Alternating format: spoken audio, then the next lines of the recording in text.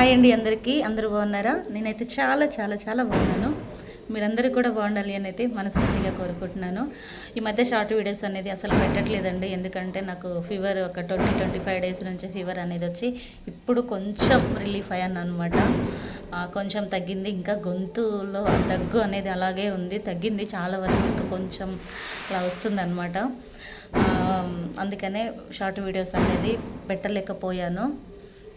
అలాగే అందరికీ కూడా హ్యాపీ కార్తీక పౌర్ణమి శుభాకాంక్షలు అండి. లేట్గా చెప్తున్నాను.